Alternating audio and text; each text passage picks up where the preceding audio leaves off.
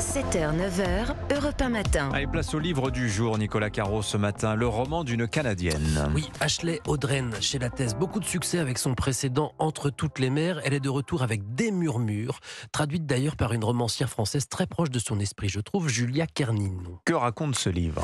Quelque chose de terrible est arrivé. On le sait dès la première page, on ne sait pas quoi, mais il y a une sacrée tension. En tout cas, page d'après, c'est plus tranquille. Septembre, jardin des Loverly est-il indiqué dans la maison la plus chère de la rue. Une rue genre Wisteria Lane, vous savez, Desperate Housewife, avec des voisins, des sourires, des faux semblants, où apparemment tout va bien. Mais si je vous dis ça, c'est que bien sûr tout va de travers. Par exemple, nous sommes chez Whitney, et quand ils organisent chez eux un barbecue avec tous les voisins, le fiston a décidé qu'il allait mettre un t-shirt qu'il adore, oui, mais qui est taché, ça, Whitney. Ça lui fait très très mal. Elle avait acheté un polo bleu tout exprès pour l'occasion, mais il n'y a rien à faire, elle abandonne. Que voulez-vous faire ? Je dis tous les voisins, pas tout à fait. Mara, par exemple, n'est pas là. Elle a même jeté le carton d'invitation aussitôt après l'avoir reçu, puisqu'elle n'aime pas Whitney. Elle ne se sent pas du même monde. Rebecca non plus n'aime pas beaucoup Whitney, mais elle est venue quand même, pour le principe, avec son mari Ben. Mais elle offre vite fait une orchidée en pot à la maîtresse de maison et ciao. Il y a Blair qui est là, bien sûr, la meilleure amie de Whitney et son mari Hayden. Tout le monde s'observe, on parle de la météo, on s'extasie devant les enfants qui y jouent. Whitney est parfaite, mais à un moment, cette image d'elle se brise d'un seul coup, je ne vous raconte pas pourquoi, forcément. mais c'est assez dingue. Rapport à cette chose terrible qui est arrivée alors ? Pas directement, mais tout est lié. C'est plutôt l'un des premiers masques qui tombe, mais il y en aura beaucoup d'autres. On navigue entre différentes temporalités du récit. Chaque chapitre se concentre sur une des 4 héroïnes en alternance. Parfois c'est très léger, très drôle ou cru. Parfois c'est grave et on arrête de rire, mais c'est toujours intelligent, profond et captivant. Et la fin... Oh la fin, j'ai encore l'image. Oh là là. C'est énorme. Ça s'appelle Des murmures, signé Ashley Audren, vous dites ? Audren. C'est un peu un livre à la Big Little Lies, Audren, non ? De Liane Ouais, Moriarty, ça hein. ressemble. Ouais. Voilà, monsieur chez Lattès. Merci Nicolas Caro. La série de la semaine, Héloïse Goua. Une fois n'est pas coutume, c'est une télé-réalité. Eh oui, mais une télé-réalité où les candidats ont tous gardé leur âme d'enfant. C'est assez rare dans les télé-réalités. Histoire d'amour et d'autisme, c'est le titre de ce programme réjouissant et très touchant qui propose à des porteurs de troubles autistiques de trouver leur âme sœur. Je suis prêt. Oui, ça va être un nouveau chapitre, oui. Je vais tomber amoureux de toutes les femmes.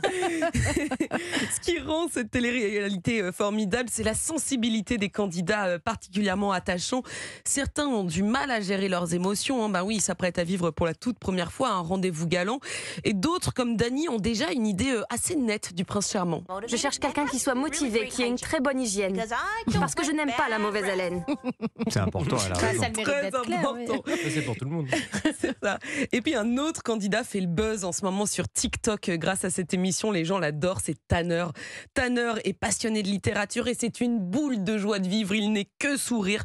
D'ailleurs, il en est parfaitement conscient. Je suis poli, je suis quelqu'un d'agréable. Je suis un jeune homme très gentil et j'apporte du bonheur aux gens. Est-ce que tu as déjà été en couple ?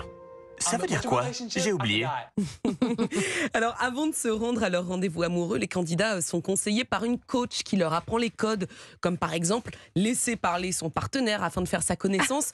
Des conseils qui ne sont pas toujours appliqués à la lettre par Tanner. C'est quoi les animaux que tu aimes ? Moi, j'aime les lions, les tigres et les gorilles, et les ours, et les vaches, et les chevaux, et les cochons, et les poules. J'ai coupé le son, je précise, Ça dure il longtemps. très très longtemps. Mais ils vont trouver l'amour grâce à cette émission, les Et candidats là ? la plupart, oui. Dans la 2e saison qui vient de sortir, on retrouve et on suit certains couples qui se sont formés dans la précédente et qui vivent une très belle histoire. Je précise que la VO de ce programme est australienne. Là, je vous parle de la version américaine, mais les deux sont sur Netflix. J'aimerais bien que ça arrive en France. Peut-être que c'est dans les tuyaux.